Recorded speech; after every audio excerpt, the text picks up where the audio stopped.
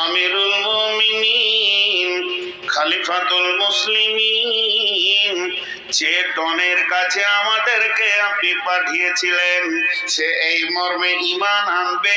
দুইখানা শর্ত করেছে, সেই শর্তের ওপরে সে ঈমান আনবে। এক নম্বরে বলেছে অর্ধেক রাজত্ব তাকে ছেড়ে দিতে হবে, সে শাসন করবে। আর 2 নম্বর শর্ত হলো আমিরুল মুমিনিন আপনার মেয়েকে সে বিয়ে করবে। উমার বলছে তুমি কি বললে? তোমরা কিছু বলেছো? বলেছি। কি বলেছো? অর্ধেক রাজত্বটা কোনো রকম বুঝিয়ে পারিয়ে, অসুবিধা হবে না, তবে বিয়েটা চয়েসের ব্যাপার আছে। হযরত উমর বলছে আমার দিলের কথা শোনো। অর্ধেক কেন? যখনই কোনো মানুষ পাক্কা ইমানদারি প্ল্যাটফর্মে এসে যাবে, তাকে সমস্ত রাজত্বটা আমি উমার ছেড়ে দেবো, কোনো ডিস্টার্ব নাই। সে তো চালাবে আল্লাহ এবং রসুলের তরিকায়। 1 নম্বর গেল। বিয়ে শাদীর ব্যাপারে কেন শুনলাম? মেয়ে তো আমার, তবে আমি বলছি একটা কালেমা পড়া ইমানদারকে মেয়ে দিতে উমারের 1 সেকেন্ড আটকাবে না, সঙ্গে সঙ্গে বিয়ে পড়িয়ে দেব। যাও তোমরা তাকে কালেমা পড়তে বলো। তাহলে ইমানদারের প্রতি ভরসা কত? তাহলে বলেন একটা ইমানদারের প্রতি ভরসা কত? আর যে রায় ইমামের শুধু একটুকু লিডারই পেয়েছে, এতেই যদি ঘোষ খায়, ওই ইমামগুলোকে যদি একবার মোটামুটি মুখ্যমন্ত্রী বা এমএলএ এমপি করে দেওয়া হয়, কি করবে বলেন তো? কি করবে বলেন? চরিত্র কোথা চলে গেছে সহিহ হাদিস এবং কোরআনের তার পেটে থাকার পরেও। এবার এরা দুজন আবার হাঁটতে লাগলো। যে গ্রামে ডনের বাড়ি, ওরা সেই পর্যন্ত পৌঁছে গেল। এবার গ্রাম ঢুকবে। গ্রামের কাছাকাছি হয়তো বা 100-200 গজ রাস্তা বাকি আছে। তখন দেখছে গ্রাম থেকে একটা জানাজা আসছে, খাটে লাশ আছে, দল বেঁধে লোক দাফন করার জন্য বেরিয়ে আসছে। এরা দুজন জিজ্ঞেস করছে কে মরেছে, কার জানাজা হবে, ইহুদি না নাসারা না মুসলমান, কাকে দাফন করা হবে? এদেরকে বলা হচ্ছে তোমরা যে ডনের কাছে এসেছিলে ওই হতভাগাই মরে গেছে। তখন এরা বলল হতভাগা রে, তোর কপালে আর মানে ঈমান আল্লাহ লেখেনি, বেঈমান হালাতি পৃথিবী থেকে চলে গেল। তার মানে একটা ঈমানদারের ওপর কত ভরসা থাকা দরকার। মুসলমান জুয়োতে পাবে এদেরকে বেশি, মুসলমান সুদের ময়দানে এদেরকে বেশি, মুসলমান জেনার ময়দানে রান্ডিখানায় এদেরকে বেশি, যেখানেই বেশ্যাখানা মুসলমানের ছেলে বেশি, অন্য মনে আদা ছেলে পাওয়া যায় না। শুধু তাই নয়, তাসে লুডুতে দাবাতে মদেতে মুসলমান তুমি বেশি। এখন এত বেশি শয়তান গ্রাস করে নিয়েছে, মুসলমানের আসল শক্তিটাই শেষ হয়ে গেছে। আল্লাহর নবী বলছেন আমার উম্মত অহান রোগে ভুগবে। সাহাবীরা প্রশ্ন করলেন মা অহান, ইয়া রাসূলুল্লাহ অহান জিনিসটা কি? নবীজি বললেন হুব্বুদ দুনিয়া কারাহাতিল মত। আমার উম্মতের ভিতরে পৃথিবীর মহব্বত বেড়ে যাবে এবং মত বা আখিরাতকে সে ঘৃণা করবে। তখনই আমার উম্মত দুর্বল হয়ে যাবে, অন্য জাতি এসে লাত মরবে। দলদলেতে পড়েছে হাতি, ব্যাঙে মারছে লাথি। হাতি দলদলেতে পড়ে গেছে আর ব্যাঙ হাতির মাথায় লাত মেরে চলে গেছে। এমন মুসলমান এদের অবস্থা, এরা সবকে শেষ করে দিয়েছে। একবার নিজের নফসের দিকে তাকিয়ে দেখি।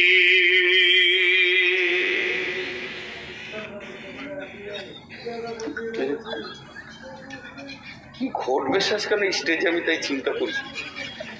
একজনা পড়ে গেছে, একজনা কি খবর আনছে বারবার জিবরাইলের মতন। হ্যাঁ হ্যাঁ, তাই তো মনে হচ্ছে। কাজও নাই, সময়ও নাই, অবসর। খালি মনে হচ্ছে আমার বিরুদ্ধে প্ল্যান চলছে, তাহলে আমাকে মাইন্ড করতে ভালো লাগবে? কারো যদি এটা মনে ঢুকে যায় যে আমার বিরুদ্ধে প্ল্যান চলছে, তার ভালো লাগবে? আপনাদের বিরক্ত লাগছে নাকি?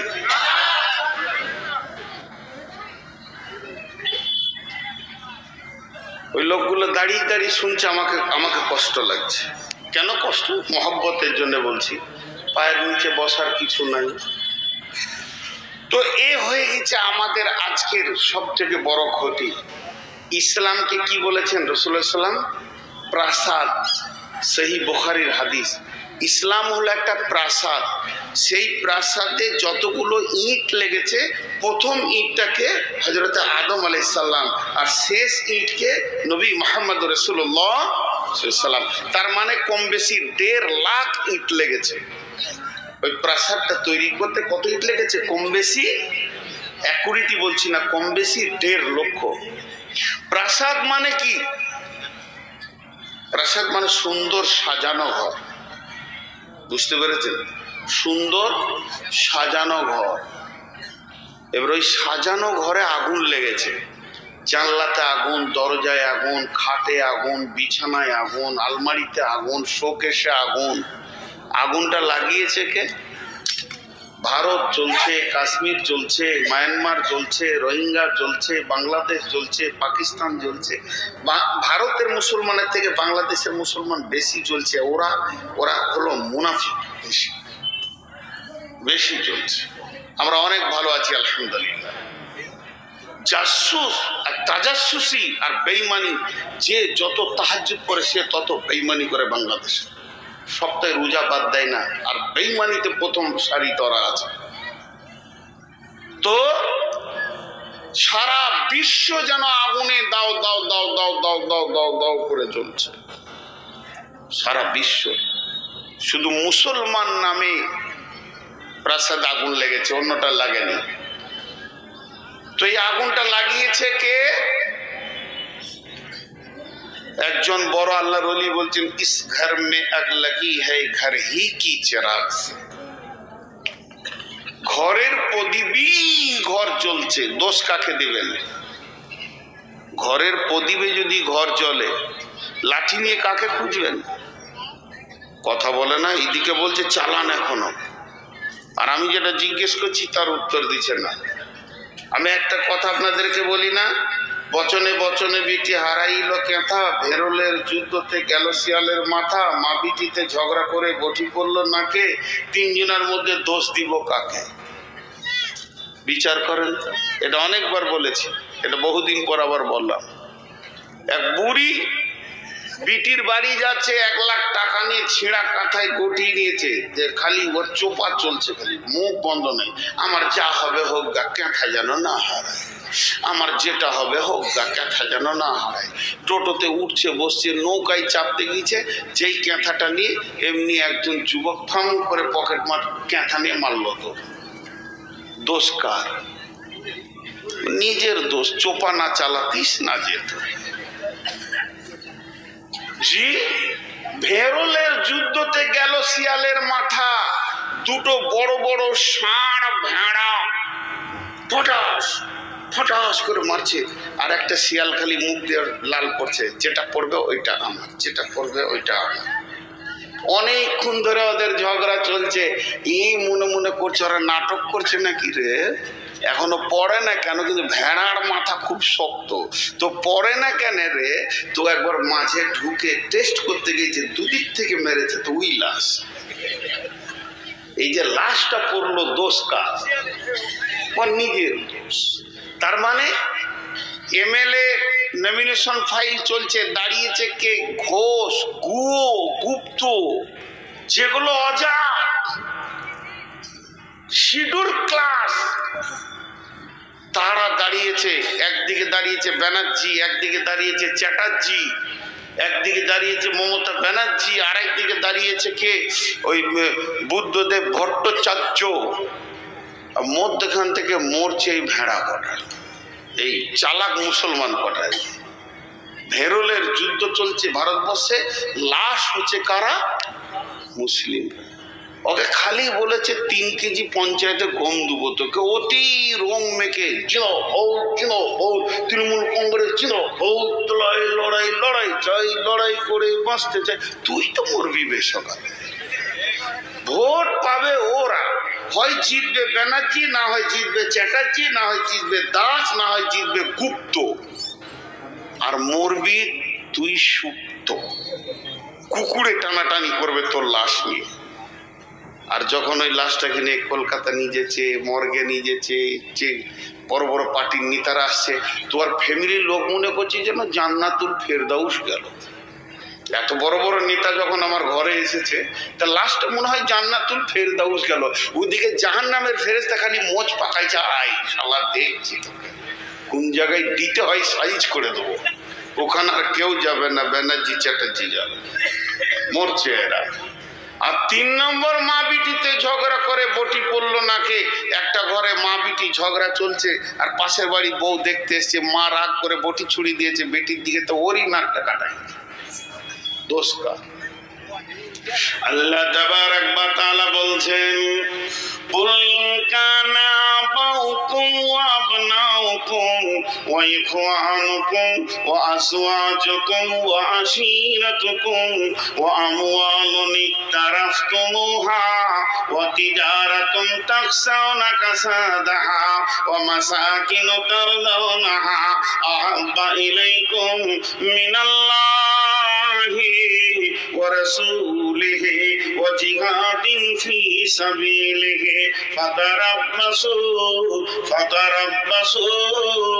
فتربصوا حتى يأتي الله بأمره।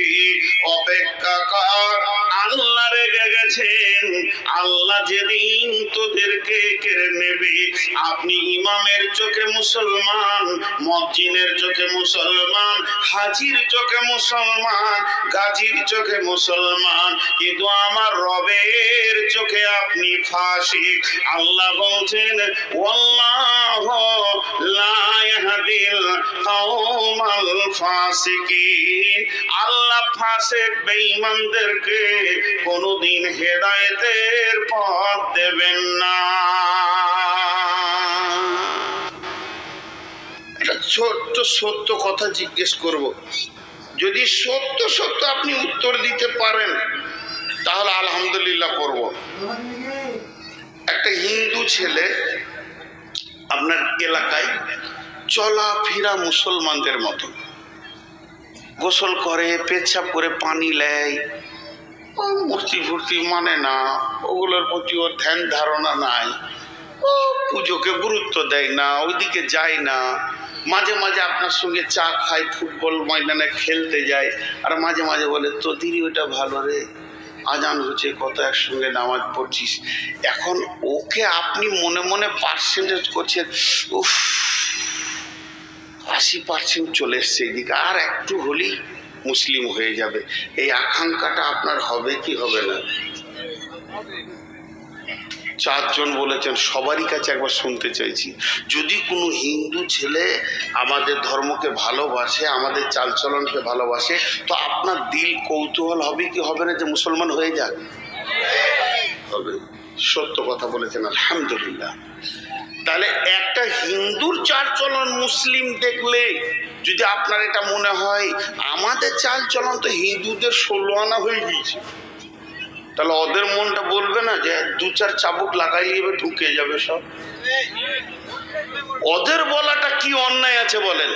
আমাদের বিয়ে শাদী হিন্দুর মতো, পোশাক হলো বেঈমানের মতো, চুলের কাটিং এ রসুল নাই, খাওয়াতে রসুল নাই, আর টাকনোর নিচে কাপড় শিখানেও রসুল নাই, কথাবার্তা লেনদেন দাদা বৌদি কাকি কাকিমা জেঠু ফোপা ফুপি বেরোচ্ছে না, এখন পিসি মাসি বলতে শুরু করে দিয়েছে।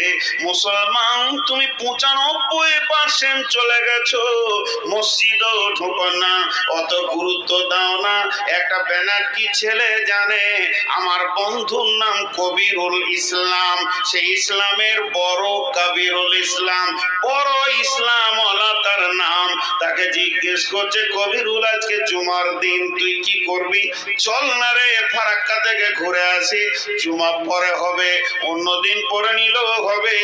তখন ওই গুপ্তের ছেলেটা আইডিয়া করছে, এই জুমার মুখেও মুতে দেয়, পেশাব করে দেয়, এই পেচ্ছাপ করে আমিও পানি নিলাম না, উইও নিল না, এবং আমার টাকনুর নিচে কাপড় ওরও কাপড়। ও 80% আসলে আপনার আমার দিল যদি মনে করে ঢুকে যাক, আমরা 95 কেন 99% হিন্দুত্বকে গ্রহণ করে নিয়েছে, ইহুদি নাসারাকে গ্রহণ করে নিয়েছে।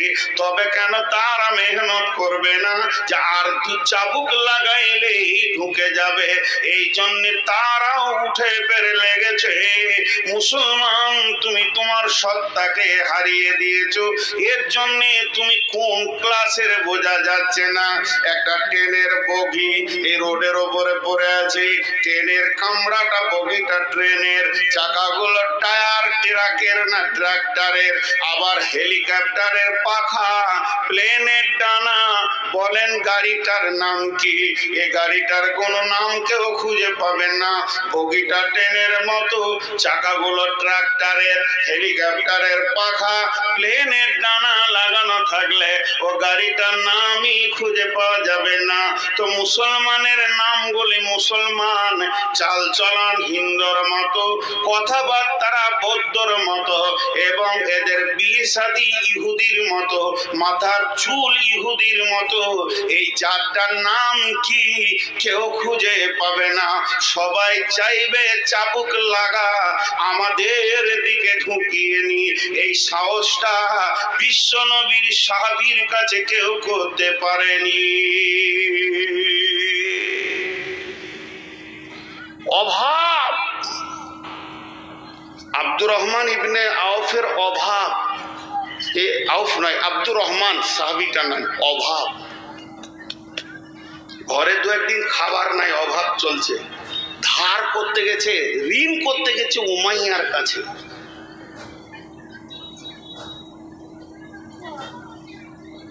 ঋণ কার কাছে করতে গেছে? উমাইয়ার কাছে। আর উমাইয়া পাকা বেঈমান, সুদের ব্যবসায়ী।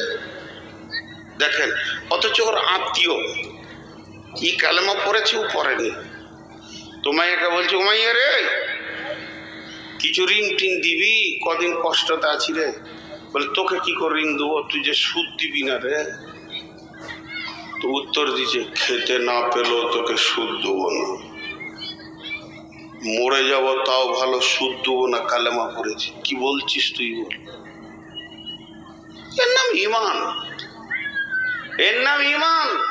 আর কালকে যদি এজেন্ট ঢুকে যায় চিন্তামণি, ফতেপুরে, এইখানে ছাইতো নিতে যত এলাকার লোককে চিনি, বা আমার গ্রামে, খালি ওকে ডেকে চায়ের দোকানে বলছে এত এত টাকা জমা করলে এই মাসে এত, এই মাসে এই হয়ে যাবে, এই 3 মাসের মধ্যে 4 কোটি টাকার মালিক বলেছে, কাউকে শুধবে না। লাগেন আমার একটা নাম দিয়ে দেবে, কি লাগবে? ছবি লাগবে, আধার কার্ড, এই আধার কার্ডে দিয়ে ঢুকে পড়লো। সাহাবীদেরকে পারেনি, পেটের অভাবও পারে। আজকে আমরা শেষ হয়ে গেছি, আজকে আমরা শেষ হয়ে গেছি। ফুটবল দেখেছেন? ফুটবল, লোকগুলো ফুটবল দেখে নাই গো।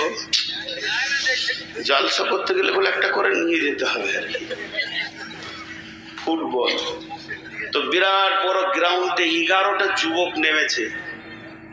পশ্চিম দিকে 11টা যুবক ফুটবলকে মারতে মারতে পূর্ব দিকে নিয়ে আসছে, আর পূর্ব দিকে 11টা যুবক পশ্চিম দিকে নিয়ে যাচ্ছে। কেউ ওকে গছে না, পটাস ওইদিকে যাচ্ছে, তো ওরা পটাস।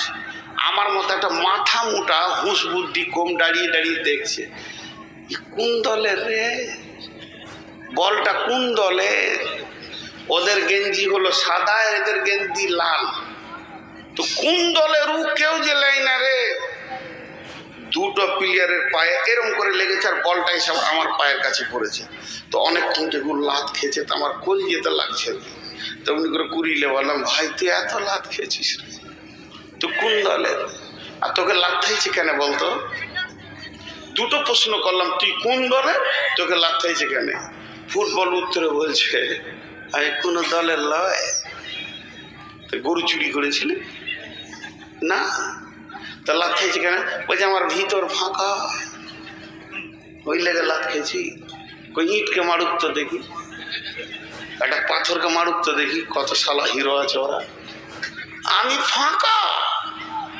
তো বর্তমান রাজনৈতিক ময়দানে মুসলিমরা হলো ফুটবল।